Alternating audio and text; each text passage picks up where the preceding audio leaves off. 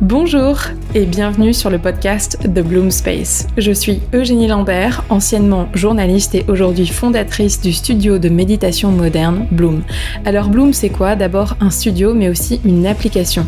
The Bloom Space, c'est la première application de méditation qui vous fait découvrir cette pratique au travers de l'assise mais aussi du mouvement et comme un art de vivre.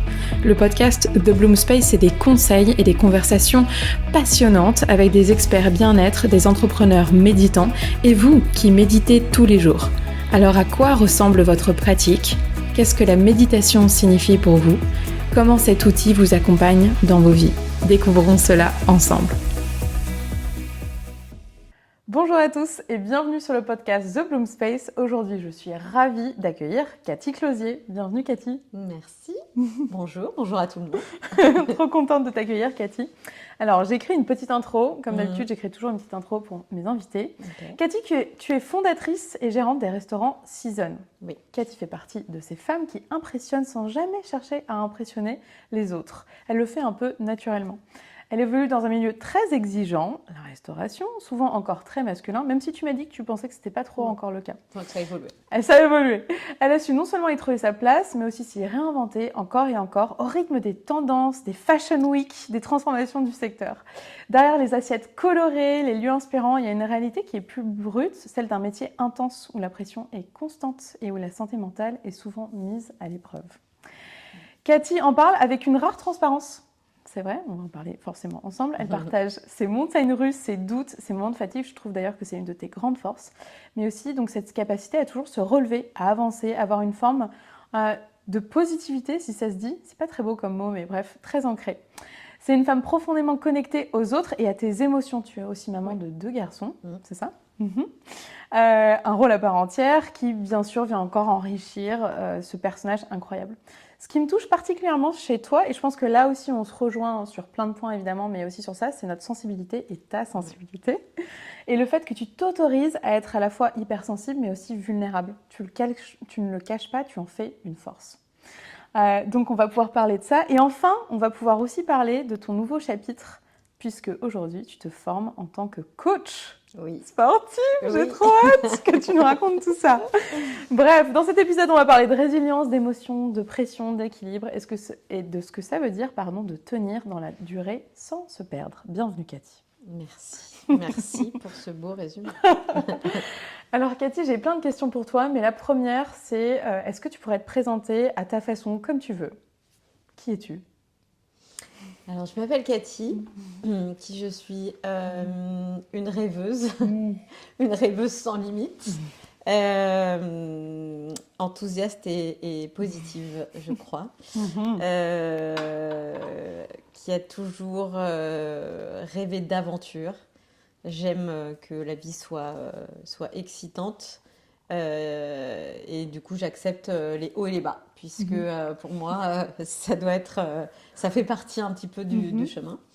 Voilà, je suis très jeune que je voulais être chef d'entreprise, entrepreneur.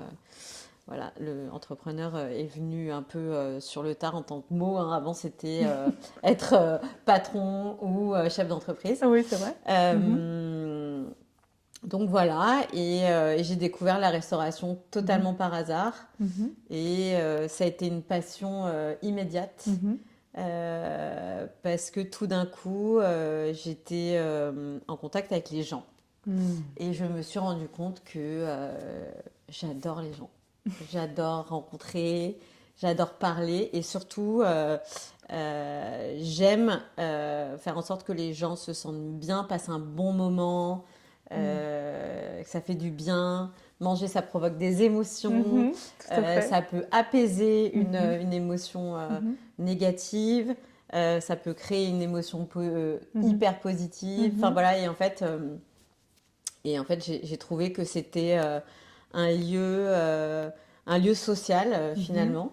Et on peut aussi aider les gens et soutenir les gens en fait dans un restaurant. Enfin, vraiment pour moi, c'est un petit, je ne sais pas si on peut dire ça, un petit microcosme de vie finalement. Tout à fait. Et puis voilà, on rencontre des gens qu'on ne rencontrerait pas dans la vie. Donc voilà, donc c'est vraiment une passion.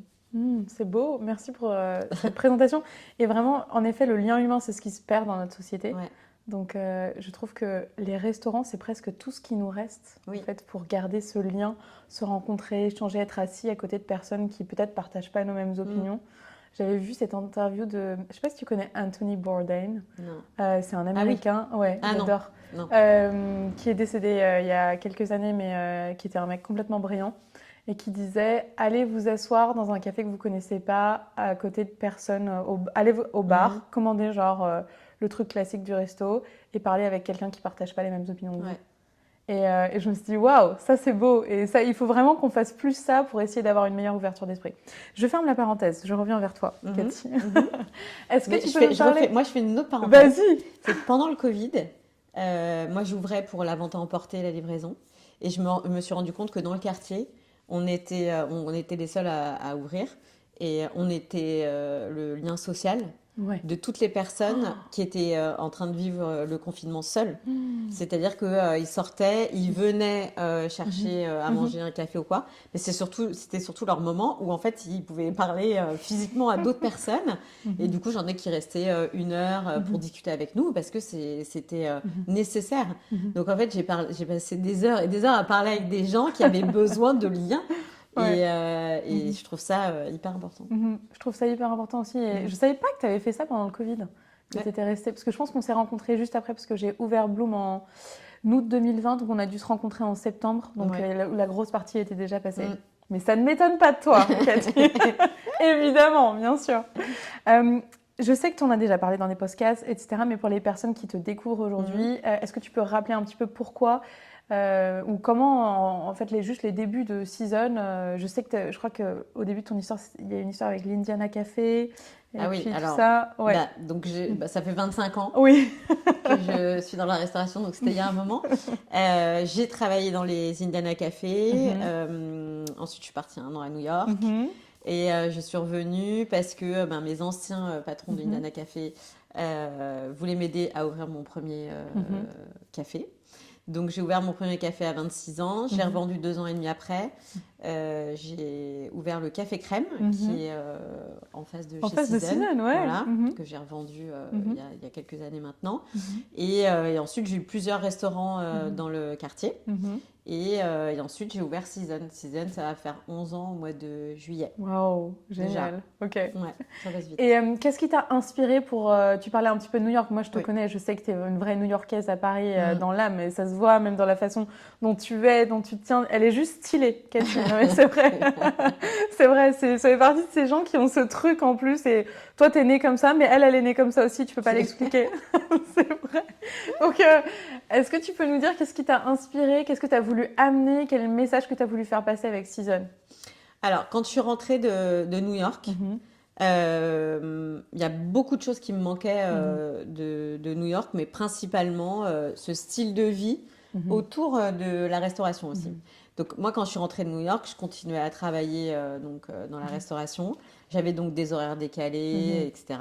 Je me couchais à 3 heures du matin, je me levais tard et en fait, j'étais agacée de ne pas pouvoir aller au restaurant Mhm. parce que pour déjeuner, c'est de midi à 14h30. Après Mhm. 14h30, on nous sert plus. Puis Mhm. après, et je dis, mais moi, en fait, je peux pas aller au restaurant à 16h. Je peux pas manger ce que je veux à 16h. Si je veux prendre un petit déjeuner à midi et Mhm. déjeuner à 16h, je suis J'adore. obligée de le faire chez moi. Mhm.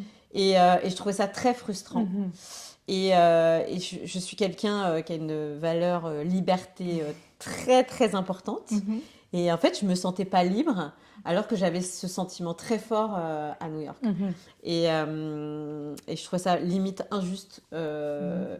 Et je me suis dit, c'est fou quand même que tout soit dans des cases. Ah bah, à 10h, c'est terminé le petit déjeuner. À Mhm. 10h05, on peut pas avoir un petit déjeuner. En fait, c'est interdit. Voilà. Donc ça m'a agacée. Mhm. Et c'était la première chose que je voulais en ouvrant Season, Mhm. c'est qu'on puisse manger de tout à toute heure. Mhm. C'est qu'en fait, les gens puissent être totalement libres, Mhm. que ce soit des gens qui ont des horaires décalés, des gens qui ont des horaires de bureau, Mhm. des touristes, des étrangers qui viennent et qui sont en décalage horaire, donc qui veulent manger ce qu'ils ont envie, voilà, à C'est vrai, l'heure j'ai pas à pensé laquelle à ils ont ça. envie. Mhm. Euh, et, euh, et, Et surtout, ne pas contraindre les gens. Moi, ça peut m'arriver d'avoir envie de manger quelque chose de salé à 16 Ouais, heures. bien sûr. Et en fait, voilà, je voulais apporter cette Mhm. liberté et que les gens puissent avoir un lieu où on n'est pas tout le temps en train de leur mettre des règles et de leur dire Mhm. non, tu ne peux pas manger ça à telle heure. Voilà. Qui a dit qu'on ne pouvait pas C'est prendre un petit vrai. déjeuner à 13 Qui est heures? cette personne? Qui est cette personne? Où est cette loi? C'est Et en fait, je me suis dit, vrai. c'est fou parce que culturellement, c'est comme Mhm. ça. Ouais, c'est vrai. Et en fait, et ça m'a dérangée. Mhm. Et au même titre que j'essaye d'avoir, voilà, il n'y a pas de no laptop Mhm. chez Season, hein. Tu peux Mhm. sortir ton Ouais, ça c'est cool. ordinateur. Il n'y a pas il y a pas d'animaux, donc Mhm. évidemment tenu en laisse parce que voilà. Mais Ouais. en fait, j'aime pas ce truc de mettre des interdits Oui, partout. je comprends. Alors évidemment, il faut vivre Ouais. tous ensemble dans un lieu, etc. Donc voilà, il y a des fois des impondérables, Mhm. mais moi, je veux que les gens se sentent libres. Mhm. Je sais pas, si tu es chez toi et que J'adore. tu as un ami qui vient chez toi Ouais. et qui te dit à 18 h, il me faut un café, est-ce que tu vas lui dire non? Bah, Je tu vas sais, lui servir un café. littéralement, l'autre jour, on était chez Season avec Emily. Oui, Et Emily, à 18h, je pense, oui, dit j'ai faim, j'ai envie de de. salé. Et tu dis ok, on va faire ça. Bah Et oui. donc là, t'avais ça de près, c'était incroyable. Bah parce que enfin pour moi c'est la base. Ouais, Et c'est vrai que moi j'ai toujours eu aussi une manière de m'alimenter comme oui, ça qui est assez instinctive. ouais. Et je me mets pas de. Et ça apparemment même quand j'étais bébé, ma Mhm. mère m'a Ah toujours oui. dit quand tu étais petite, Mhm. des fois tu voulais pas manger ou tu mangeais 2 heures après et on a vite compris que Ok. t'allais pas arrêter de te nourrir, Mhm. mais que voilà, t'allais manger quand t'avais faim. Mhm. Et je peux avoir envie, enfin, quand j'entrais de l'école, je me faisais des pâtes, quoi, Mhm. tu vois. Ouais.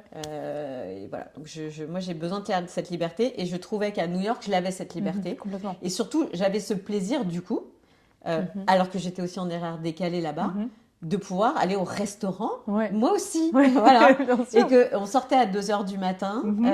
et on pouvait aller au Trop restaurant. bien. Et je J'adore. disais, mais j'adore en fait, Ouais. c'est ma passion moi d'aller manger, d'aller au restaurant. Donc pourquoi en France je peux pas le faire? Parce que Ouais. j'ai des horaires décalés. Ouais, tout à fait. Et Donc moi, voilà. j'adore le breakfast for dinner. Voilà. Tu vois, ce Ouais. concept du tu peux te faire. Moi, le soir, souvent, en fait, je me fais des œufs ou je me fais du Oui, saumon fumé ou je me fais des trucs comme ça. Et quand j'ai vu ça chez Season, je me suis dit, ah, quelqu'un qui comprend mon côté un peu américain. Tu ouais, vois, non, mais c'est ça, vraiment. c'est ça. Ouais, et en fait, et j'avais pas compris que tu pouvais manger ça, parce que je pense que j'y suis allée aussi sur des horaires plutôt de brunch ou de petit-déj. Ouais. Mais breakfast for dinner, c'est mon truc, quoi. Donc, trop bien. Génial. Mais c'est comme, je finirai là-dessus Ouais. sur ce sujet-là.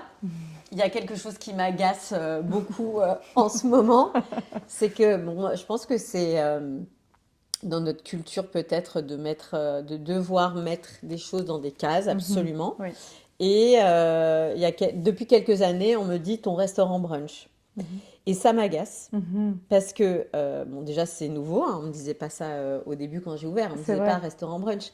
Mais euh, c'est pas un brunch, c'est un restaurant où on peut manger ce qu'on veut à toute heure. Ouais. Parce que je trouve que de dire que c'est un restaurant brunch, ça le Oui, recadre complètement. dans l'idée des gens, ben pour le brunch, qu'est-ce qu'on mange? On mange, Oui. voilà, Il faut que j'y aille que jusqu'à 15h, quoi. voilà. Et en Ouais. fait, ben non, parce qu'il y a une Ouais. salade de quinoa, c'est pas forcément quelque E- chose que tu vas trouver Exactement. pour un Ouais, brunch, tout à tu fait. vois. Ouais. Et en fait, tout le monde me dit en ce moment, il y a des gens qui m'envoient des messages en me disant, oui, moi aussi, je vais ouvrir un restaurant brunch. Ben moi, je suis pas un restaurant brunch, alors je ne peux pas te conseiller parce que je ne suis pas un restaurant brunch, tu vois. C'est vrai. Donc, Ok. et je trouve ça agaçant Mhm. voilà, d'être tout le temps mis dans certaines Oui, dans cases. des cases. Tu Ouais, vois, exactement. au départ, on me disait que j'étais un restaurant healthy Ouais. parce que il y avait une salade de quinoa Mhm. et qu'on me disait, bah, chez toi, on mange que des graines. Non, Non. on mange un burger aussi si on a envie. Justement, c'est ouvert à tout le monde, tu vois. Génial. Ouais, Tout le monde j'adore. peut C'est manger trop bien ça. vegan, sans Mhm. gluten, enfin tout, tu vois. Et c'était voilà Ouais. tout ce carcan à chaque fois quoi. Ok. Voilà. Donc c'est comme ça que Season a démarré. Ouais. Le milieu dans lequel tu évolues, la restauration, on sait, c'est un milieu qui a très haute intensité. Mhm. Comment est-ce que tu as réussi à te faire une place dans ce milieu, notamment en tant que femme? J'imagine Ouais. que tu travailles quand même pas mal avec des hommes, Mhm. des chefs cuistots, etc. Comment t'as fait? Alors, ça a été très dur au départ Mhm. parce que bon, maintenant, il y a vraiment de plus en plus et beaucoup Mhm. de femmes dans ce Oui. secteur. Mhm. Moi, quand j'ai commencé, c'était très rare. Mhm. Et bah, ça a été très compliqué. Mhm. Et surtout, j'ai dû justement cacher cette vulnérabilité, cette Mhm. sensibilité. Je devais plutôt montrer peut-être le côté masculin Oui, que je vois ce que tu veux. j'avais. Mhm. Euh, Aujourd'hui, si je disais tout ce qu'on a pu me dire, des petites phrases comme si par-ci par-là qui paraissaient Ouais. totalement anodines, si on les entendait maintenant, on me dirait, waouh, c'est grave. Donc, en fait, j'ai dû un peu cacher Ok. qui j'étais en tant que femme. Ouais. Je me rappelle qu'on me disait, non, mais de toute façon, toi, tu veux pas d'enfant, t'es comme un mec. Et je ne contredisais pas. Mhm. Bah parce que je savais que pour me faire accepter et pour me Oui, faire respecter, c'est dur. Ouais. je devais avoir Mm. cette attitude-là. Mm. Donc ça, c'était un petit peu compliqué. Et heureusement, ça a changé avec les années. Mhm. Et c'est pour ça aujourd'hui que j'assume 10 fois plus Mhm. le fait d'être sensible, Oui. vulnérable, etc. Parce que moi, j'ai tellement souffert de Mhm. ça Mhm. que ben, maintenant, je me sens un petit peu libérée de Mhm. pouvoir être moi-même. Mhm. Et surtout, j'ai envie d'encourager aussi Mhm. les femmes à l'être, tu vois, Mhm. à dire aujourd'hui, dans notre société, vous pouvez l'être, en fait. Mhm. Voilà. Je trouve que ça, c'est vraiment une de tes forces parce que tu as su partager sur les réseaux sociaux avec beaucoup de transparence, je trouve, ce qui se passe dans ton quotidien au lieu de cacher. Enfin, je trouve qu'il y a beaucoup d'entrepreneurs qui font semblant que tout va bien et Mm, puis tout d'un coup, ah bah là, ça va mal et puis il n'y a pas d'explication. Ou... Alors que là, de dire, bah en fait, notamment quand tu as un restaurant, il y a des moments où ça va être super dur, il y a des moments où mm, ça va aller mieux. mm. Comment est-ce que tu as fait pour traverser ces montagnes russes? Parce que ça. Enfin, moi, je sais, je vis aussi des montagnes russes. Donc, Hmm. comment tu fais? Je crois que c'est. Alors aujourd'hui, je les gère grâce à l'expérience. Mhm. Je dis toujours, hein, c'est la première fois que je pense en boxe, tu te prends un crochet Ouais, ou un uppercut, tu tombes au sol. ok. Tu mets du temps à te relever et Mhm. puis bah, avec l'entraînement, Mhm. tu encaisses les coups. Mhm. Donc je pense qu'aujourd'hui, c'est avec l'expérience. Je vois aujourd'hui comment je réagis même physiquement Mhm. au coup dur. Ouais. Avant, c'était terrible. J'étais Mhm. anéantie, je le sentais physiquement. Enfin, Mhm. c'était extrêmement dur. Mhm. Maintenant, je me rends compte que j'encaisse. Ouais. Mais il y a aussi je pense à un moment donné, je pense sur des moments qui ont été extrêmement difficiles. Mhm. Je pense on a un instinct de survie. Mhm.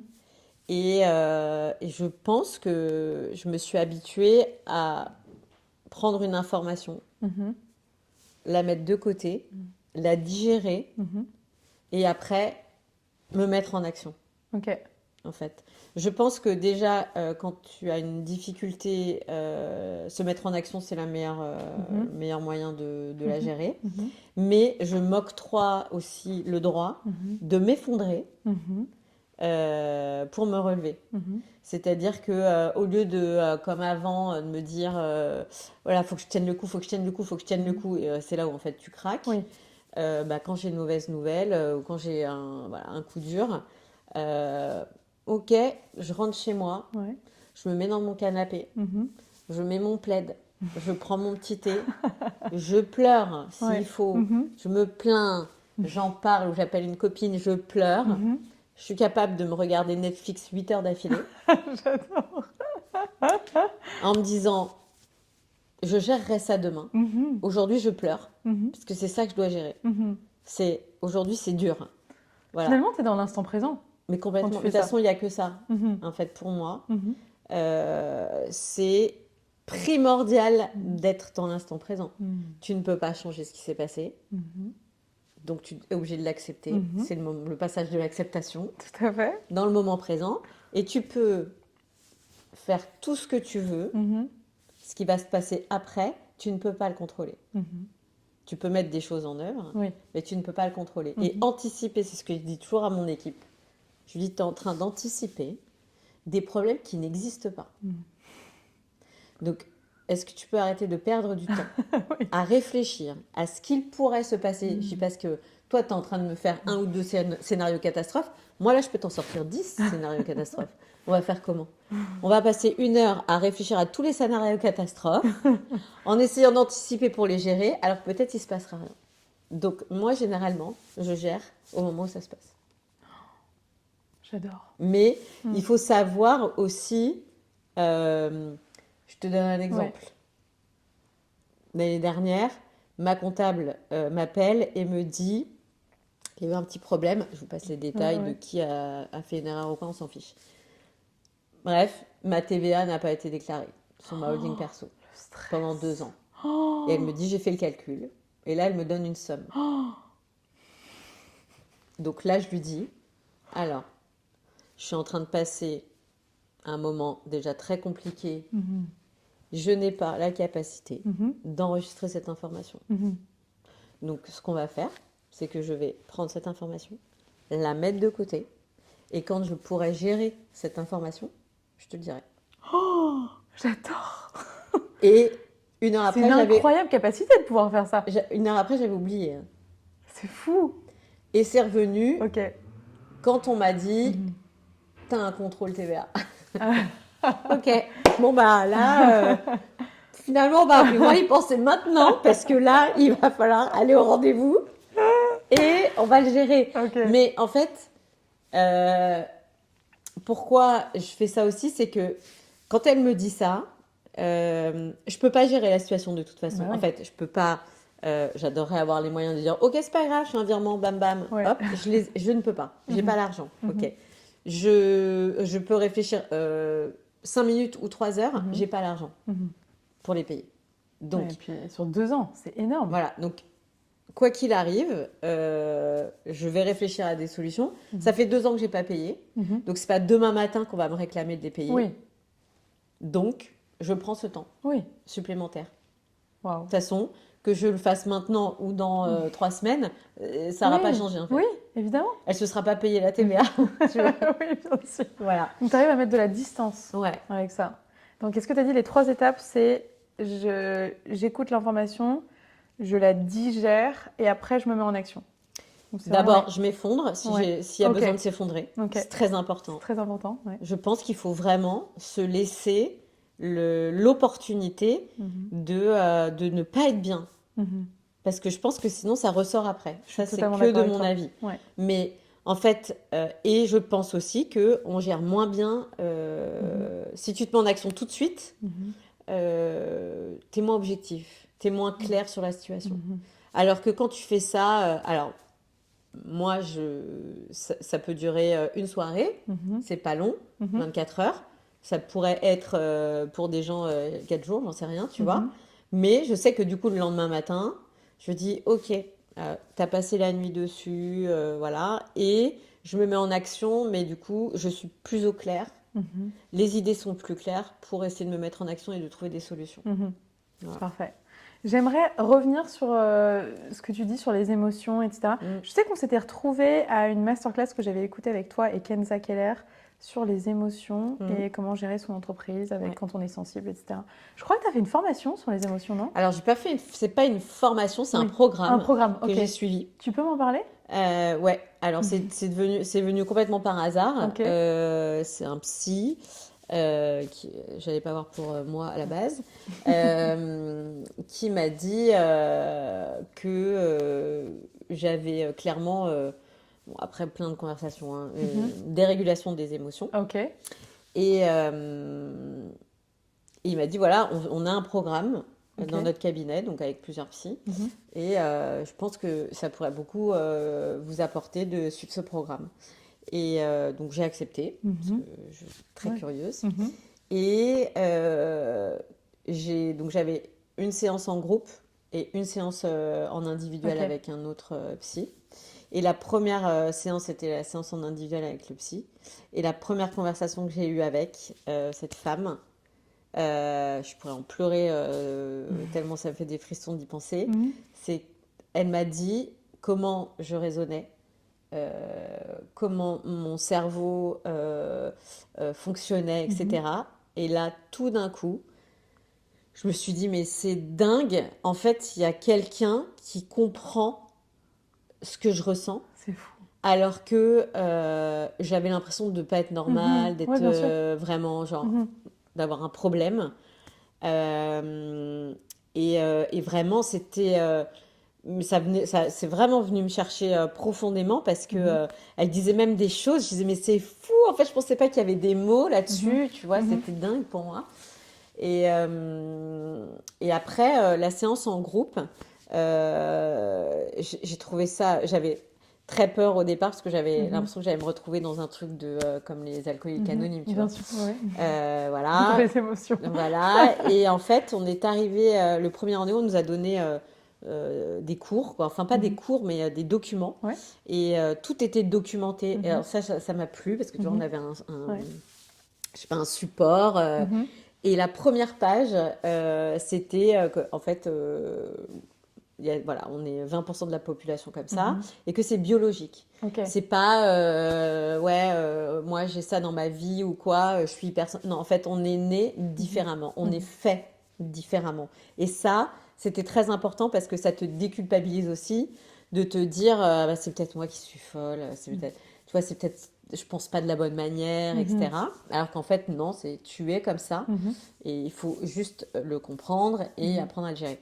Et ensuite, je trouvais ça passionnant parce que la première, c'est en 3 blocs. Le premier bloc, c'est réussir à déterminer quelle émotion tu Mhm. ressens. 9 fois sur 10, on se trompe sur l'émotion qu'on ressent. Moi, je me suis rendu compte, par exemple, que je pensais, parce que je pleurais Mhm. tout le temps, ressentir tout le temps de la tristesse, alors Mhm. que je ressens de la colère la plupart du temps. Et Mhm. que je pleure plus par colère que par tristesse. C'est fou. Mm. Ok. Donc ça déjà, enfin tu vois déjà Je ça. crois que je suis comme toi. Non mais déjà ça en fait Ouais. quand alors on avait des documents sur toutes les émotions, Mhm. tous Mhm. les effets et qui font que ah ok c'est cette émotion là que je ressens, etc. Donc ça déjà moi ça m'a vraiment chamboulé parce Mhm. que je me suis dit, ah, c'est fou en fait. Bah, non je suis pas quelqu'un de triste en fait, Ouais, ouais, bien je sûr. suis quand même quelqu'un d'en colère alors que je me mets jamais en colère, Mhm. tu vois. Donc en fait donc t'apprends beaucoup sur toi donc c'est Mhm. passionnant. Mhm. Et ce que j'ai aussi trouvé très intéressant, c'est on t'apprend à reconnaître physiquement Mhm. l'émotion qui arrive. Ok. Ça, Parce que, c'est clé. ouais, et parce que c'est important pour la suite, puisqu'après on t'apprend à gérer les Oui. émotions trop fortes Ok. ou à faire en sorte que ton émotion justement ne prenne pas une Mhm. ampleur Oui. démesurée, tu vois. Mhm. Donc, ce qui est super là-dedans, c'est que ça t'apprend sur toi, mais Mhm. c'est incroyable. Ça t'apprend sur les autres, Mhm. ça t'apprend à appréhender les autres, Mhm. à avoir beaucoup plus d'empathie, parce que du coup Mhm. tu captes beaucoup Ouais. plus et du coup tu comprends, Mhm. donc tu es plus empathique, Ouais. tu vois. Euh, et ça permet de s'assumer. Ok. Et moi je pense que c'est ça aussi qui m'a permis d'assumer pleinement qui j'étais. Mhm. C'est-à-dire de dire oui bah je suis comme ça, Ouais. mais c'est pas enfin je suis pas anormale, en Mhm. fait je suis née comme ça. Oui je pleure pour un oui pour un non si vous Mhm. voulez, mais je, pour moi il n'y a pas de souci, C'est ta façon de gérer. voilà. Ouais. Et tu sais on dit toujours le fait de dire ah t'es hyper émotive, Mhm. c'est comme si c'était un défaut. Oui. Ah oui, complètement. Et quand je dis aux gens est-ce que tu te mets souvent en colère? Mhm. Oui. Est-ce que tu cries quand tu es en Ouais. colère? Des fois, on me dit oui. Je dis, c'est quoi ta réaction quand tu es très en colère? Mhm. Tu tapes quelque part, tu cries, tu machin. Donc, on me dit. Et je dis, bah, tu es très émotif. Mhm. Parce que la colère est une émotion. Bien sûr. Moi, elle sort. La colère, Mhm. c'est je pleure. Toi, tu cries. Mhm. Donc, tu es très émotif aussi. Mhm. Et c'est pas on est tous émotifs. Mhm. On a juste des degrés différents et on Mhm. a juste une manière de réagir à chaque émotion qui est différente. Mhm. Et c'est pas parce que je réagis en pleurant que c'est plus négatif que toi qui cries. Mhm. Tu vois. Ça, c'est super intéressant. Mm. Et après, tu as aussi toute la question des blessures de l'âme. On en parlait un petit peu plus tôt avec Sophie Trem aussi. Tu sais, je me rends compte que certaines réactions que je peux avoir, c'est souvent les mêmes mécanismes. Et c'est en lien, par exemple, avec, je sais pas, la blessure du rejet ou de la trahison, Ouais, bien justement. sûr. La trahison, ça me met en colère. Ouais. Alors après, je pense qu'en méditation, on parle aussi de la colère saine. Je pense que c'est super important, justement, de ressentir ces émotions et s'autoriser à les ressentir. Et en méditation, on dit essayer de leur faire un maximum de place. Et en fait, prendre un moment juste où tu réagis pas, mais tu ressens pleinement. Et après, tu as un temps de réflexion où tu te dis qu'est-ce que je veux faire. Alors, évidemment, c'est pas tout le temps C'est facile. exactement ce que je disais tout à l'heure sur les problèmes. Voilà, oui, je sais, on se rejoint. Bah voilà. Cathy, bien sûr. C'est ça, bah c'est exactement ce C'est processus-là. exactement ça. Mais c'est plus facile à dire qu'à faire. Oui, Parce que je suis quand d'accord. tu es dans la situation et parfois tu dois réagir vite, mais en fait, pourquoi tu dois réagir vite? Tu peux aussi prendre le temps, tu peux te réapproprier le temps. Ouais. Finalement, tu reprends aussi un peu de pouvoir, je trouve, quand tu mets de la distance. Ouais. Donc, sujet très intéressant. En plus, c'est le sujet de notre mois, les émotions. Tu vois, parce que je pense que, écoute, nous, ce mois-ci, en avril, on a décidé de parler des émotions. Ah, c'est super. Donc, faut en parler. Il faut en parler. Vous êtes tous émotifs, d'accord? Vous êtes tous Ce émotifs. n'est pas une insulte Oui. d'être émotif. Vraiment. Ça, moi, je veux qu'on aille manifester dans la rue pour ça. On a le droit d'être émotif et les émotions, c'est sain. En fait, c'est vital. C'est là. C'est ce que je dis, en fait, c'est qu'il y a des émotions, c'est vital. C'est fait pour te sauver la vie. La peur, normalement, c'est fait pour t'empêcher de... Quand il y a un danger, tu vois. Complètement. Donc, c'est... Les émotions sont là pour nous... Alors, moi, en méditation, notamment, j'ai un moment dans ma pratique où quand je propose, je sais pas, la moitié de la méditation d'observer un peu ta météo intérieure. Donc là, je ferme les yeux juste pour me visualiser le truc. Donc, tu prends un moment, tu vois, t'es stable et tout. Tu respires, tu essaies juste de voir comment tu te sens. Donc, ça peut se manifester aussi au travers des sensations dans ton corps. Donc, tu dis, ah, ok, peut-être que là, je suis un peu tendue, d'accord. Donc, peut-être que ça traduit déjà un état, tout ça. Et après, tu essayes de voir. Et en fait, j'explique que les émotions sont un peu comme des messagers. Un peu comme la météo du ciel va changer, tes émotions vont changer dans la journée, etc. Et donc, on reste jamais au contact du désagréable. Je pense que tu vois, il y a aussi cette vision un peu négative de « Ah, j'ai été en colère 3 fois cette semaine, donc je suis quelqu'un de mauvais ou je suis quelqu'un de colérique. » ou... En fait, non, c'est juste normal de ressentir ça. Et se foutre la paix, comme dirait Fabrice Midal, mais vraiment faire la paix avec ses émotions. Moi, je suis hypersensible, j'imagine que toi aussi, du coup. Et quand j'en parle, à la fois, j'ai l'impression d'être vulnérable et en même temps, j'ai l'impression d'envoyer un warning sign à toutes les personnes qui veulent travailler avec moi. Parce que je me dis, est-ce qu'en disant que je suis hypersensible, les gens vont avoir peur de travailler avec moi? Je crois pas. Alors, j'ai envie de te dire, si c'est le cas, il vaut mieux pas travailler avec, de toute façon. Enfin, pour moi, c'est une sélection naturelle, finalement. Et c'est ça aussi, je pense, c'est que moi, je me suis dit à un moment donné, le fait de m'assumer et de m'accepter, parce que la première rendez-vous chez le psy, la nana, là, elle m'a dit, si j'avais une baguette magique, qu'est-ce que vous changeriez? Je dis, bah, tout ça. Et en fait, à la fin, elle m'a dit, vous vous rendez compte que vous avez un super pouvoir? Et j'ai dit, ouais, je suis très contente de l'avoir. Tu vois, donc je pense que... enfin, moi, ça m'a permis de m'assumer. Et je pense qu'il faut l'assumer. Et justement, autour de toi, les gens qui ne t'acceptent pas, finalement, ben, tant pis. Il ne faut pas essayer d'être différent ou de cacher ça. C'est dur dans ta famille quand toi, par exemple, tu vas te mettre à pleurer et tout le monde rigole presque. Bah, c'est Eugénie, de toute façon, elle est hypersensible. Ou alors on me dit oui, mais je suis hypersensible, sans blague. Ok, bon, super. Bah, tu sais, c'est comme moi, autour de moi, on me dit, il y a un terme qui dit, enfin notre terme avec des copines, c'est ah bah t'as fait une Cathy. Ah oui, tu t'es mis à pleurer. Ah carrément. Ok. Donc bah ça rime en plus avec Eugénie, donc c'est parfait. Voilà. Cathy, t'as fait une Eugénie. Oh my god, il n'y en a pas une pour sauver l'autre, c'est parfait. Mais je trouve que, comme tu dis, en fait c'est une force. Quand je ressens de la joie ou de l'amour et que ça amène des larmes dans mes yeux, d'une émotion dans mon cœur, je me sens tellement vivante. Et je me dis, mais quelle chance de ressentir l'émotion aussi fort. Aussi fort. Il y a des gens qui ne ressentent pas les émotions. Moi, j'ai un pote comme ça, il me dit, mais moi, je ressens rien. C'est triste. Je peux même pas imaginer. Par contre, quand on a mal, on a mal. Hein. Quand on souffre, quand on est triste, on est là. C'est le drame. C'est toujours plus, tu vois. Oui, bien sûr. Genre, t'exagères. Moi, dans mon corps, j'exagère pas. En fait, c'est vraiment comme ça que je le ressens. Moi, j'exagère pas non plus. C'est vraiment comme ça que je le ressens. Non, c'est important, je pense, que tu es en train de dire. Nos émotions déjà, ne déterminent pas qui nous sommes. Mm. Ce sont des états, mais on a le droit de les vivre, on a le droit de... En fait, il faut leur laisser de la place. C'est une force, finalement, nos émotions. Moi, j'aimerais savoir, avant de transitionner vers la prochaine partie de notre interview, comment est-ce que toi, tu prends soin de toi? T'es comme moi, tu es à 100 à l'heure, tu t'occupes aussi des autres. Là, tu as lancé un truc génial dont tu vas, j'espère, nous parler, ton Walk and Talk Club, qui est encore hyper cool. Que tu vas venir, tu vas Bien venir. sûr, mais je veux venir, mais il faut que tu fasses un truc plus proche de chez moi. Quoi. D'accord. Rive gauche, s'il vous plaît. Non, mais est-ce que tu peux nous dire, voilà, comment tu prends soin de toi? Il y a des gens qui méditent, il y a des gens qui boivent un matcha, il y a des gens qui vont aller courir, il y a des gens qui vont aller crier. Qu'est-ce que tu fais? Alors, ça dépend. Ça dépend, mais par contre, j'ai appris à prendre soin de moi. Aussi, au départ, je prenais pas soin de moi. Je pense que c'est l'arrivée de mes enfants aussi, à un moment donné. Je pense que après, une fois qu'ils grandissent un tout petit peu, tu dis, ok, vraiment, il faut que je fasse des choses pour moi, juste moi.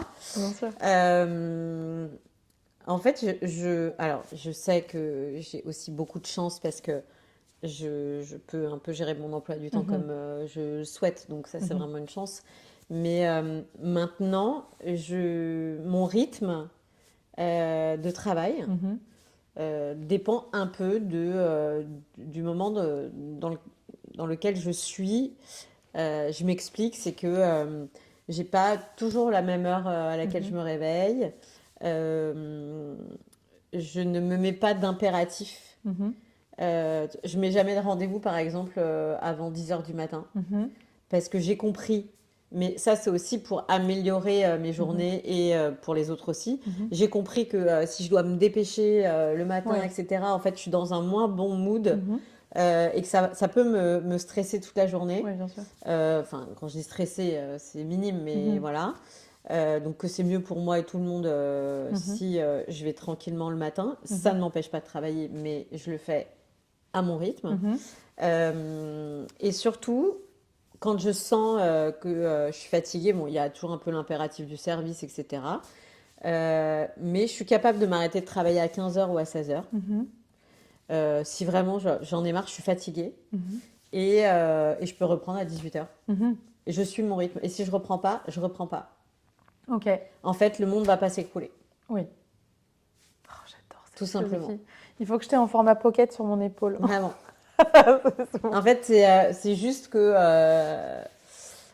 je pense, et parce que j'ai vécu l'inverse, je pense que il faut pas que ça devienne une souffrance. En fait, surtout quand on est entrepreneur et qu'on a, je pense, aussi fait tout ça pour avoir cette liberté d'être notre propre patron. Oui, exactement. Si ça devient une souffrance, stop, alors va travailler, prends un emploi et arrête de souffrir, tu vois. Exactement. Et moi, là-bas, j'avais fait ça pour avoir cette liberté. Et à un moment donné, je me suis dit, mais en fait, je suis pas du tout libre, je suis totalement prisonnière. Je travaille H24, enfin, stop, tu vois. Donc, non, stop. Et je peux bosser 7 jours dans la semaine. Si j'ai envie de bosser le week-end, je bosse le week-end. Si j'ai pas envie de bosser le mercredi, je bosse pas le mercredi. Ça m'est déjà arrivé d'avoir beaucoup bossé un week-end et le mercredi d'avoir mon fils qui est à la maison et me dire bah tu sais quoi, j'ai envie d'aller me mettre dans le canapé avec lui et de regarder un film à 16h. J'arrête et je me mets dans le canapé. Est-ce que tu as toujours été comme ça ou est-ce qu'il y a eu un déclic? Je pense que ça s'est fait progressivement. Ok. Et surtout, je pense qu'il y a eu aussi un moment où, quand tu es entrepreneur, il fallait travailler 7 jours sur 7, il n'y a pas de vacances. Et, voilà, et c'était une espèce de trend, tu vois. Workaholic. Voilà, et en fait, à un moment donné, tu te dis, on est toujours en train... Alors, bon, là, ça va peut-être parler plus à des entrepreneurs, mais... c'est quoi le why de ta société? C'est quoi, pourquoi tu as créé ta société, tout ça? Bon, ça, c'est tout le temps. Par contre, est-ce qu'on nous dit, c'est quoi ton why à toi? Oui, c'est ça. C'est quoi toi? Toi, tu fais tout ça pourquoi? Tu vois? Et à un moment donné, je me suis dit, mais pourquoi je fais tout ça? En fait, parce que j'ai plus de temps pour mes enfants, j'ai pas de temps pour moi, je bosse, et puis quand t'arrive un problème, tu dis, bah, en fait, j'ai fait tout ça pour rien. parce que j'ai perdu la moitié. Mhm.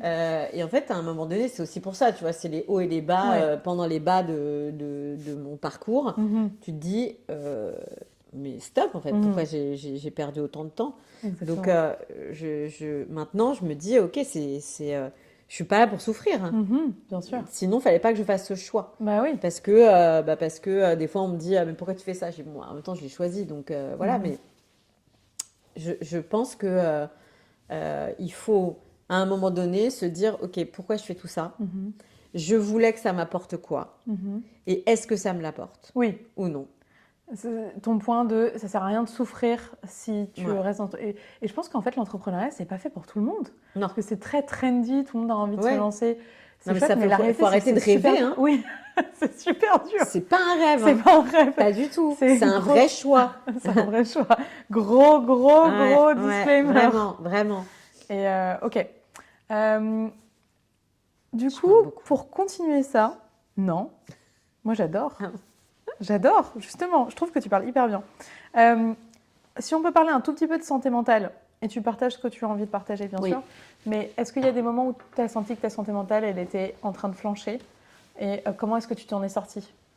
Alors, je pense que ma santé mentale a flanché un bon nombre de fois, Mhm, au point de la dépression, mhm, etc.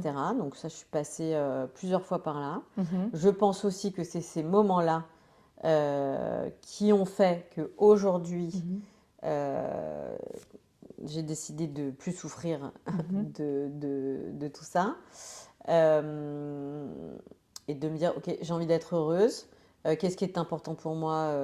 C'est quoi être heureuse pour moi? mhm, Tu vois, donc voilà, parce qu'on a chacun, mhm, moi je critique personne, chacun ce qu'on a envie. mhm, Euh, et ça a été des moments. Ce qui est le plus difficile, c'est les moments de solitude en fait. mhm, Parce que je trouve que tu es très seule dans ces moments-là. mhm, Moi, je me suis fait aider par un médecin. Bon, j'ai un super médecin généraliste mhm, que j'ai depuis le début, donc il me mhm, connaît très bien.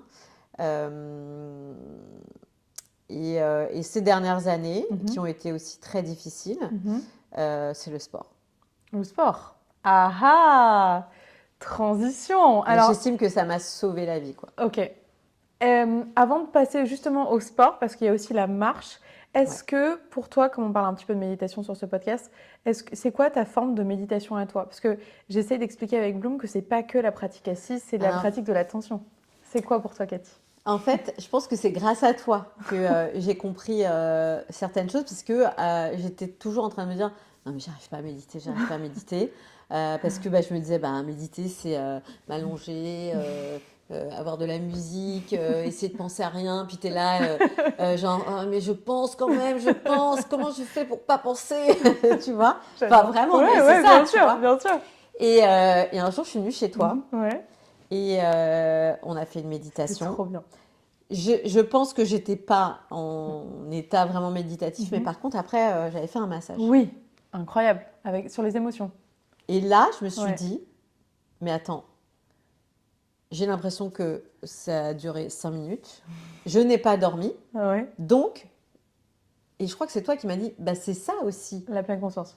Oui. Complètement. Et en fait, là, je me suis dit, mais alors attends, quand je vais me faire masser, Mhm, dans n'importe quel mhm, institut, etc., je ressens ça. C'est-à-dire mhm, que j'ai jamais l'impression, si je me fais un massage d'1 heure, que ça a duré 1 heure. mhm, Donc, il y a certainement des moments où j'atteins mhm. cet état-là. Oui. Et ensuite, euh, je courais avant, enfin, je faisais du run avant, mais j'en fais plus parce que Mhm, j'ai trop de douleurs, etc. mhm, Mais bon, c'était un moment que j'adorais. mhm. Justement, tu atteins aussi à un moment donné, comme Mhm. ça, cet état où Ouais. tu réfléchis même plus à ce que tu es en train de courir. Mhm. Enfin, je trouvais que cet état était génial. C'est vrai. Ouais, et c'est Mhm. très euphorisant. Oui. Mhm. Et, euh, et du coup, je me suis mise à marcher Mhm. en me disant, bon, je vais essayer de marcher en Mhm. marche rapide Mhm. pour voir si je ressens la même chose. Mhm. Je ressens la même chose. Complètement. Et en fait, c'est quelque chose que je fais Si vraiment j'ai ressenti trop de stress, si je dois prendre des décisions, Mm. je peux aller marcher. Par exemple, j'avais pris la décision de vendre le 9e en Mhm. marchant. Mhm. Mm. J'étais un peu dans un moment où je me posais des questions. Je me suis dit, ok, je vais aller marcher. Mhm. Et c'est à ce moment-là où la décision est devenue évidente. Mhm. Euh, et c'est aussi ça qui m'a amené à faire du Mhm. sport, tu vois. Mhm. Et à me dire, ok, si je ressens ça en marchant, d'une manière générale, le Mhm. sport, ça va être la Mhm. même chose. Et c'est là où j'ai commencé la musculation. Est-ce que tu peux nous parler de ça? Parce que tu es en Oui. super forme, Cathy. Tu es en super Je forme. suis en forme. Oui, enfin Ouais. de l'extérieur, Ouais. t'es hyper musclée, tu manges bien, tu marches, tu t'hydrates bien, tu fais tout ça. Non mais c'est vrai. Enfin, moi je trouve que c'est assez impressionnant. Donc, qu'est-ce qui t'a donné envie? Parce que la marche aussi, c'est très recommandé. Alors, le grand sujet en ce moment, c'est la longévité. Tout le monde en Mhm, parle. mhm. Jusqu'à même se stresser de est-ce que je vais vivre longtemps? Oui. Il faut que je fasse ça parce que c'est la Ah oui, longévité. oui, voilà, c'est ça. Calmons-nous. Est-ce qu'on peut être juste bien Dans déjà, l'instant en fait? présent, voilà, On très est bien. bien On maintenant. est bien. Voilà, on a une J'ai super envie d'être en conversation. forme maintenant. Voilà, exactement. J'ai juste envie de me sentir bien, j'ai envie de me Voilà. sentir belle, j'ai envie de me Oui. sentir forte, etc. Donc, qu'est-ce qui t'a poussé à t'intéresser à ça? Bah, tu m'as dit que ça te faisait du bien, mais est-ce que maintenant tu as envie aussi d'aider les autres peut-être avec Ouais, ça? Mhm. vraiment. Déjà, j'ai commencé la musculation pendant donc, ce moment qui était très difficile. Mhm. Je me suis rendu compte à quel point c'était la seule chose qui me faisait du bien. Ah ouais, la Ouais, musculation, ouais, spécifiquement. ah ouais, vraiment. Waouh. Enfin, Ouais. oui, je faisais 2 heures de musculation avec mon coach et vraiment, ça me faisait du bien parce que déjà, bon, c'est une activité physique, donc Mhm. l'activité physique, quoi qu'il arrive, fait du bien, c'est Mhm. primordial, Mhm. voilà, que ce soit marcher Mhm. ou faire n'importe quel autre Mhm. mouvement ou sport ou se mettre en mouvement, c'est Mhm. important. Et je me suis rendu compte aussi que ça me donnait, enfin, c'était gratifiant parce que tu évolues et Mhm. tu fais des choses où tu te disais, mais je me sentais pas, enfin, je savais pas que j'étais capable de faire ça. Mhm. Donc en fait, ça t'amène à te dépasser. Mhm. Même si tu es quelqu'un qui a l'habitude de se dépasser, Ouais. tu te dis, c'est fou parce que vraiment, je Mhm. pensais jamais réussir à faire ça. Ouais. Donc ça Mhm. fait énormément de Ouais. bien, tu Mhm. vois. Et puis, ça t'amène une espèce de, je trouve, de posture, Mhm. c'est inconscient, je pense, tu vois, mais une espèce de force. Mhm. Moi, c'était, j'avais toujours ce visuel de me dire, je suis un athlète, Mhm. il faut que je me prépare, il faut que je me prépare au combat parce que pendant ce moment-là, je me bagarrais en fait Mhm. dans mon milieu professionnel. Et en fait, je me disais en fait le sport, ça me prépare au combat, Ouais, tu vois, complètement. vraiment. Mhm. Et du coup, ça me faisait du bien parce que du coup, je me sentais préparée, J'adore. tu vois. J'adore cette comparaison. Ouais. Ouais, et vraiment, et puis voilà, donc en fait c'était, et tu relâches, Mhm. ça crée voilà, de la dopamine, de Mhm. la confiance en soi, tu dis, ouais, j'ai réussi à faire ça, je suis hyper fière de Mhm. moi, Mhm. etc. Tu vois, donc en fait tout ça, c'est là où tu deviens, pas addict, parce que c'est un bien grand mot, mais où tu te sens, tu sens que tu as besoin de ça, Mhm. tu vois. Ok. Et moi, vraiment, je réfléchis plus, en fait, Mhm. quand je vais faire du sport. Mhm. Et ce que tu ressens après, c'est pépite. C'est vrai. Mais ouais. Ok, alors ça m'intéresse vraiment ce sujet, mais pour faire court, parce que je voudrais voir d'autres choses avec toi, euh, pourquoi est-ce que nous, les femmes, on doit s'intéresser à la musculation? Parce que Mhm. c'est assez nouveau pour les Oui, femmes, surtout, ouais. tu vois, que la femme s'autorise à être forte, à renforcer ses muscles, justement pour mieux vieillir, etc. Et puis, à quelle fréquence faut le faire Alors, avec toi? j'espère que je vais pouvoir Bien accompagner sûr, des gens, moi je des veux que tu me femmes. formes. Non, mais vraiment, je vais être ta première cliente, attention, parce que ça m'intéresse vraiment. Moi je Avec fais que plaisir. du Swedish Fit cardio et tout, mais j'aimerais avoir une partie renforcement en plus, tu vois. Alors, le renforcement musculaire, c'est primordial pour les Voilà, femmes. merci. Ça, c'est, voilà. Mais c'est primordial pour les femmes, pour moi, à tout âge. Ok. Alors, je sais qu'on parle de l'après 40 ans. Effectivement, c'est encore plus important Mhm. après On en parle 40 beaucoup, ans. ouais. On Mhm. en parle beaucoup. Pourquoi? Parce qu'avec nos hormones, qui sont bien là avant 40 ans d'ailleurs, c'est ça que j'ai envie de dire, c'est qu'en fait, nos problèmes hormonaux n'arrivent pas à partir de 40 ans. Bien sûr. En fait, avant 40 ans, on a les SPM. Bien sûr. En fait, faut arrêter de dire qu'à partir de 40 ans, non, on a les problèmes. C'est pas les mêmes. C'est comme avec les enfants, Ouais. tu vois. Bien C'est sûr. petits enfants, petits problèmes, grands enfants, grands problèmes. Bah, prenez la même chose. Voilà. C'est-à-dire que tu as tes règles, petits problèmes, parce que ça dépend, des fois, tu n'as pas de problème. Oui. Tu vieillis, grand problème. Oui. Bah voilà. Donc, apprends à les gérer quand ils sont petits. Ok. Comme ça, quand ils deviendront plus grands, les problèmes, ça sera hyper naturel. Tu sauras le faire. Tu sauras le faire, tu vois, et tu auras appréhendé les choses. Donc, en fait, après 40 ans, nos muscles fondent. Et ça, c'est hormonal. Donc, évidemment que... qu'est-ce qui fait que ça fond? Alors, si tu fais rien, évidemment, à 75 ans, 80 ans, tu vas avoir du mal à te lever, Ah oui. tu vas ressentir des douleurs, etc. Donc, en fait, c'est renforcer ton corps pour que ton corps, pour rester autonome et pour te sentir bien, parce que sinon, tes muscles, en fait, ils perdent. Et du coup, ça t'amène aussi des problèmes sur tout ton squelette. Enfin, Oui. en fait, après, c'est un effet domino, Ok. tu vois. Bien sûr. Donc, en fait, effectivement, de travailler ton muscle, déjà de le travailler avant 40 ans, j'insiste, de le travailler, ça va t'aider Ok. quand il va falloir peut-être intensifier un tout petit peu pour rester au même niveau. Ok. Moi, ça va être quelque chose de naturel. Oui, c'est ça. Tu auras déjà ça dans ton hygiène de vie, etc. Donc, ça sera facile. Avant tes 40 ans, ça aide pour les SPM, etc. Parce qu'en fait, hormonalement, ça aide. Ok. Tu vois, quand tu es en périménopause, c'est primordial. Quand tu passes en ménopause, c'est Faut le primordial. redire, ça. Faut le En redire. fait, moi, je suis ménopausée. D'accord. Le sport aussi. Quand je suis arrivée, quand j'ai fait les premières séances avec mon coach, j'ai dit voilà, je suis en préménopause. Ouais. Il n'est pas question que je subisse cette ménopause.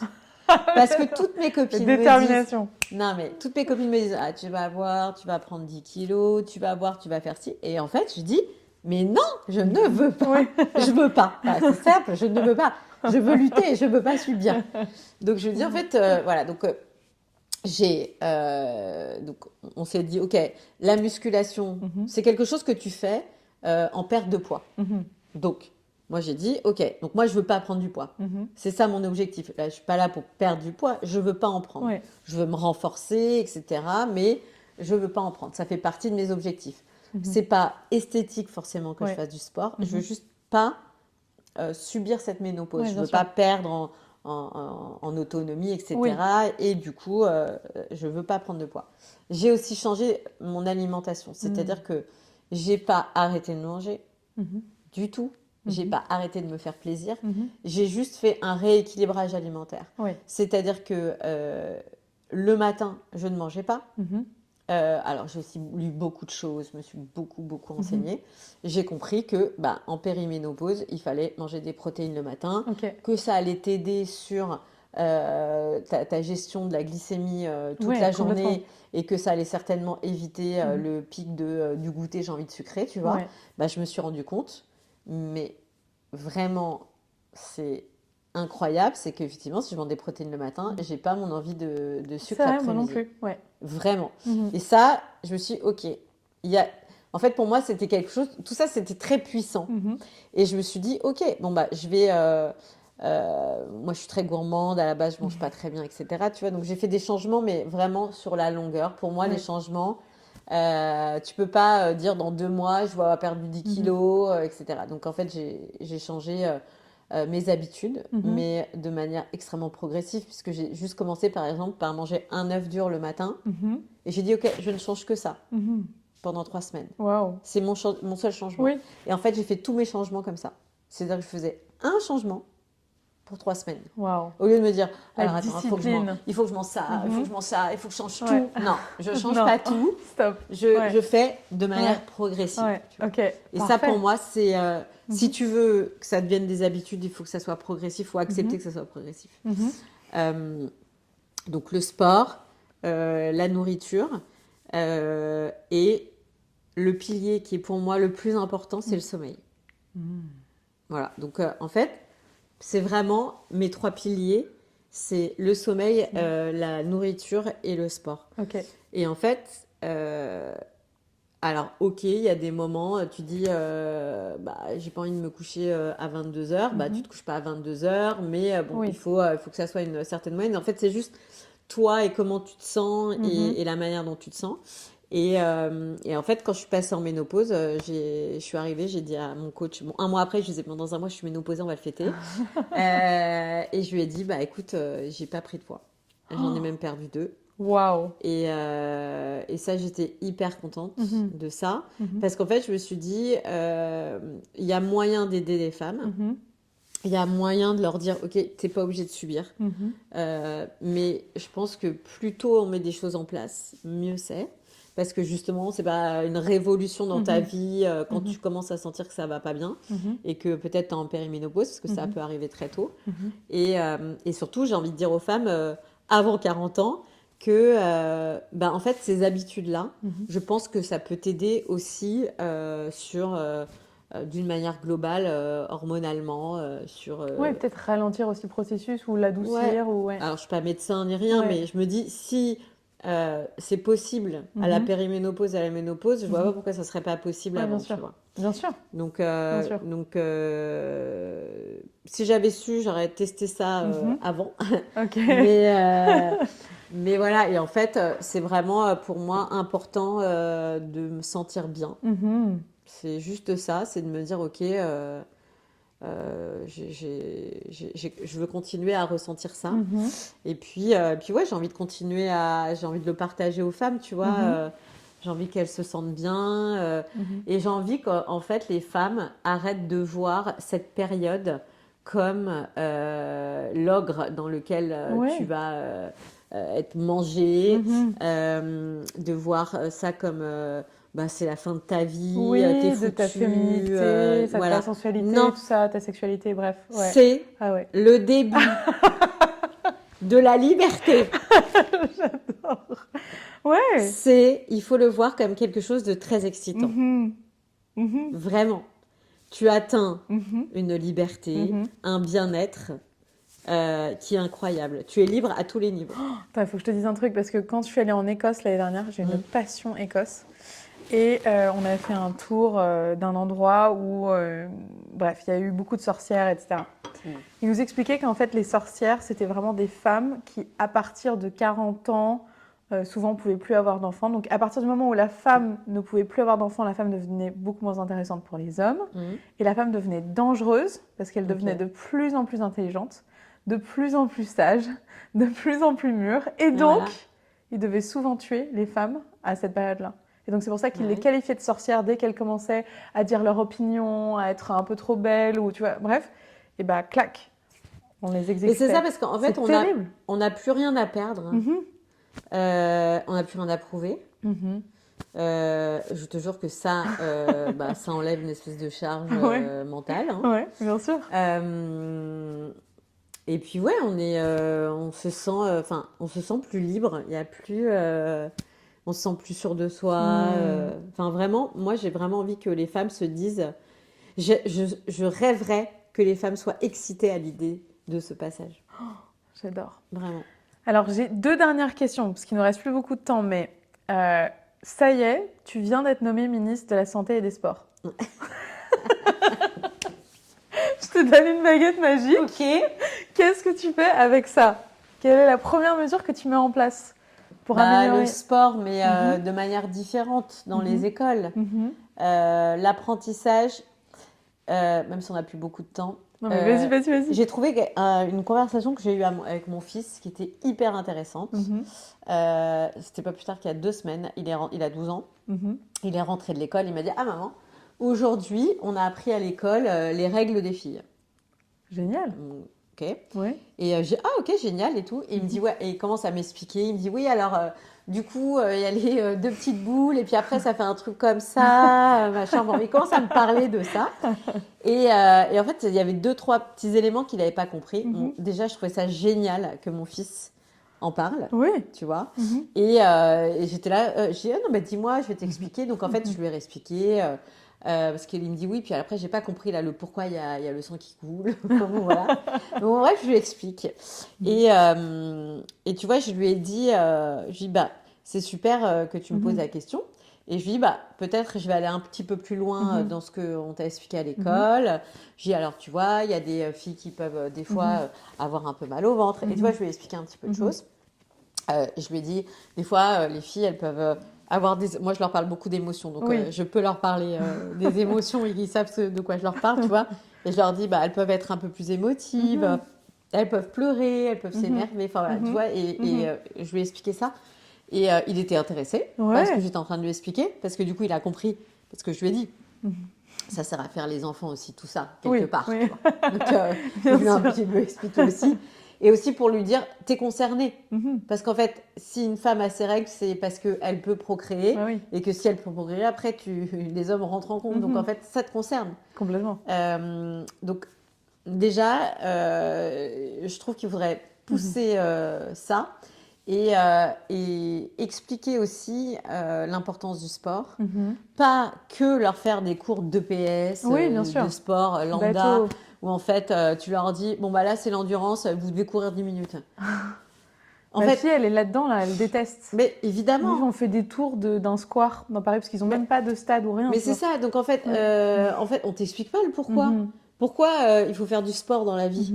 Tu vois, et en fait, essayer de les intéresser autrement pour qu'en fait, ils aient envie de découvrir et de faire des disciplines, tu vois, et que ça soit vraiment du sport. Ouais, bien sûr.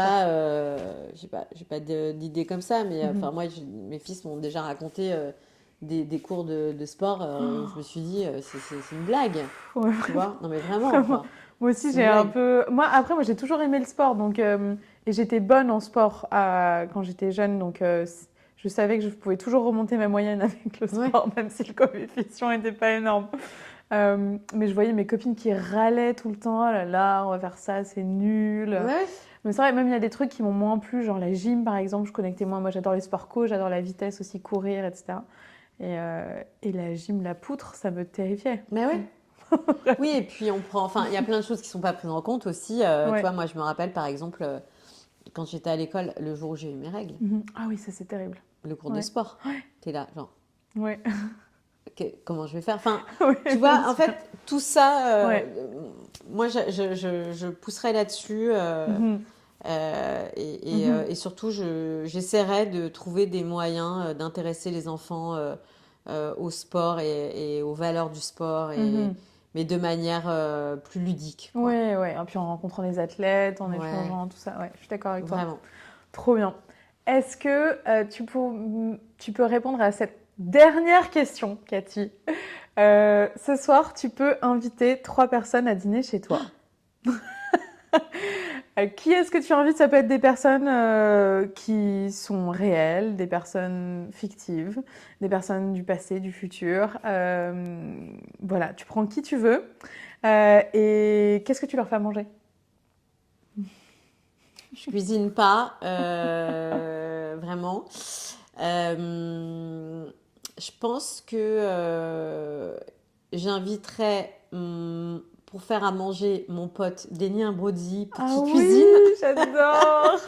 Je suis allée dans son restaurant, là, Iska, qu'il a repris avec Cyril Lignac. C'était excellent. Ouais, donc je ferais ça parce que comme ça, tu restes à table avec tes convives et puis tu manges super bien et on t'explique, etc. Et puis c'est italien, moi j'ai des origines italiennes, donc voilà. J'adore.